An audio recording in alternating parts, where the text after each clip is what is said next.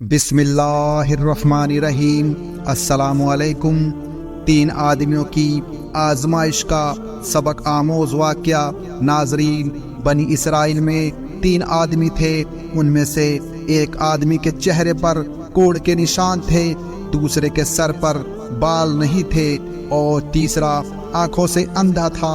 ان تینوں کے ساتھ عجیب معاملہ پیش آیا۔ ان میں سے ایک آدمی ایسا تھا جس کے چہرے پر کوڑ کے داغ تھے، شکل بھی اچھی نہ تھی، لوگ بھی اسے دیکھنا پسند نہیں کرتے تھے۔ محفل میں بیٹھ کر وہ اپنے آپ کو مجرم کی طرح سے محسوس کرتا تھا، اس لیے بڑا پریشان پھرتا تھا۔ اس کا کاروبار بھی نہیں چلتا تھا۔ اس کے پاس ایک آدمی آیا اور آ کر اس آدمی نے کہا کہ بتاؤ کہ تمہاری کوئی پریشانی ہے؟ یہ کہنے لگا ہاں بڑی پریشانی ہے۔ پوچھا کون سی پریشانی ہے؟ وہ کہنے لگا اللہ تعالیٰ میرے کوڑ کے داغ ٹھیک کر دے، میرا چہرہ اس قابل ہو کہ میں لوگوں میں عزت کے ساتھ بیٹھ سکوں، اور اللہ تعالیٰ میرے کاروبار کو ٹھیک کر دے تاکہ میں عزت کی روٹی کھا سکوں، میرے لیے یہی کافی ہے۔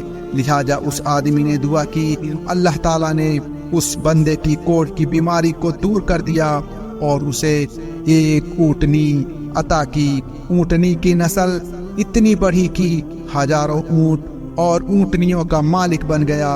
اس کا شمار امیر آدمیوں میں ہونے لگا۔ پھر وہ آدمی دوسرے کے پاس گیا جس کے سر پر بال نہیں تھے، لوگ اس کا مذاق اڑاتے تھے اور اسے گنجا کہتے تھے۔ کاروبار بھی اچھا نہیں تھا، اس لیے پریشان رہتا تھا۔ اس آدمی نے پوچھا سناؤ بھائی تمہارا کیا حال ہے؟ وہ کہنے لگا بس ایک تو سر پر بال نہ ہونے کی وجہ سے پریشان ہوں، اور دوسرا کاروبار نہ ہونے کی وجہ سے پریشان ہوں۔ اس آدمی نے کہا اچھا اللہ تعالیٰ تمہارے سر پر خوبصورت بال اگا دے کہ تم دیکھنے میں خوبصورت نظر آؤ، اور اللہ تعالیٰ تمہیں اچھا کاروبار عطا کرے۔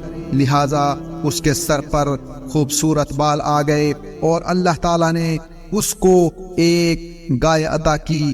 گائے کی نسل اتنی بڑی کہ ہزاروں گایوں کا مالک بن گیا اور وقت کے امیر لوگوں میں اس کا شمار ہونے لگا۔ پھر وہ تیسرے آدمی کے پاس گیا اور پوچھا کہ سناؤ تمہارا کیا حال ہے؟ اس نے کہا میں تو آنکھوں سے اندھا ہوں، میں تو ٹھوکریں کھاتا پھرتا ہوں، میں تو لوگوں سے بھیک مانگتا پھرتا ہوں، میری بھی کیا زندگی ہے؟ دعا کرو اللہ تعالیٰ مجھے روشنی عطا فرما دے اور اللہ تعالیٰ مجھے کوئی اچھا رزق عطا کرے اور غیر کی محتاجگی سے بچا لے۔ لہٰذا اس آدمی نے دعا دی، اللہ تعالیٰ نے روشنی بھی عطا فرما دی اور اس کو ایک بکری عطا کی۔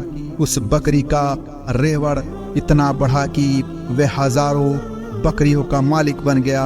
اس کا شمار امیر اور بڑے لوگوں میں ہونے لگا۔ کئی سال ان نعمتوں میں گزر گئے، لوگوں میں بڑے چرچے، بڑی عزتیں کہ فلاں تو چودھری صاحب ہے، فلاں تو نواب صاحب ہے، فلاں تو سیٹھ صاحب ہے۔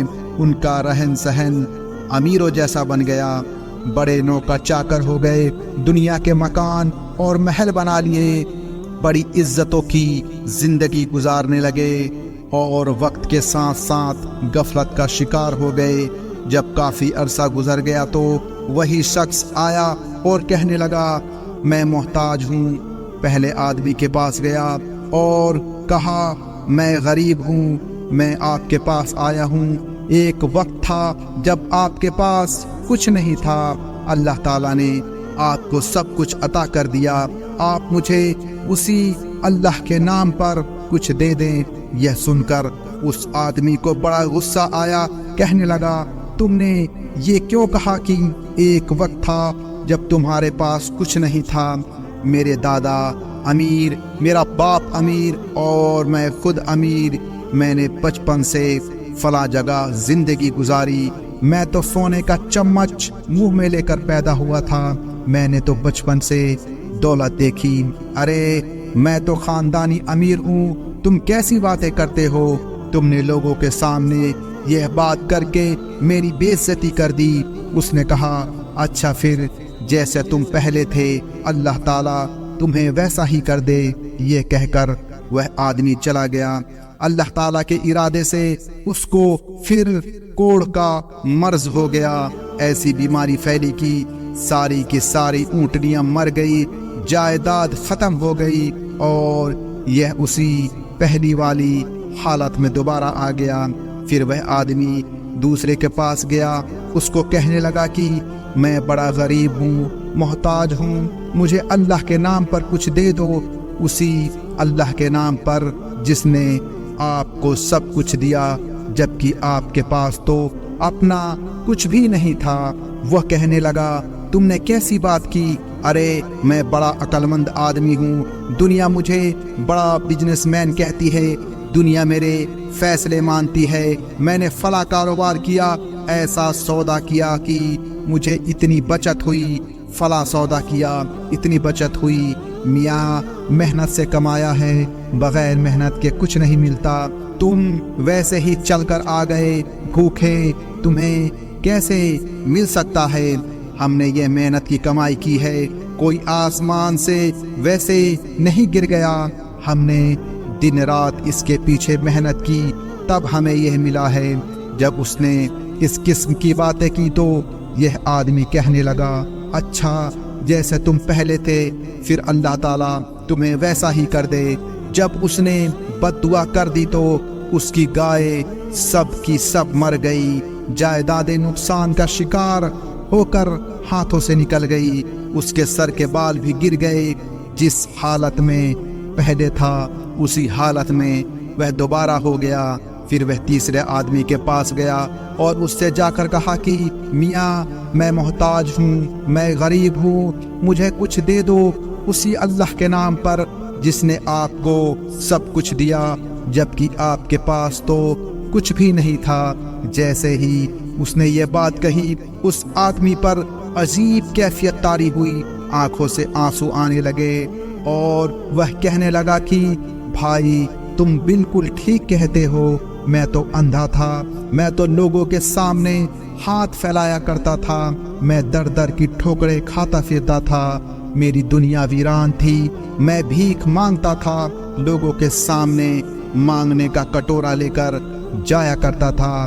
ایک دفعہ کوئی خدا کا بندہ آیا، اس نے دعا کر دی، میرے رب نے مجھے آنکھوں کی روشنی بھی عطا کر دی اور ایک بکری ایسی دی جو اتنی برکت والی تھی کہ آج دیکھو کہ دونوں پہاڑوں کے بیچ جتنا ریوڑ نظر آتا ہے یہ سب میرے مولا کا کرم ہے، یہ سب میرے مولا کی دین ہے، میرے پاس اپنا کچھ نہیں تھا، یہ کسی کی دعا لگ گئی۔ میرے دوست تم اس اللہ کے نام پر مانگنے کے لیے آئے ہو، میرا ریوڑ تمہارے سامنے ہے، تم جتنا چاہو ان بکریوں میں سے لے سکتے ہو، میرے مال میں سے جتنا چاہو تم لے سکتے ہو، میں اپنی اوقات کو کیوں بھولوں، میں تو وہی اندھا ہوں، میرے مولا نے مجھ پر کرم کیا۔ اس اجنبی آدمی نے کہا تمہیں مبارک ہو، میں تو اللہ کا فرشتہ ہوں، اللہ تعالیٰ نے مجھے 3 بندوں کے پاس امتحان کے لیے بھیجا تھا، 2 بندے اپنی اوقات کو بھول گئے اور ان سے پروردگار نے نعمتوں کو واپس لے لیا، مگر تم نے اپنی اوقات کو یاد رکھا، جا اللہ تعالیٰ تیری عزت اور مال میں بڑھوتری کرے۔ لہٰذا وہ آدمی بنی اسرائیل کے بڑے عزت دار اور مالدار لوگوں میں سے بن گیا۔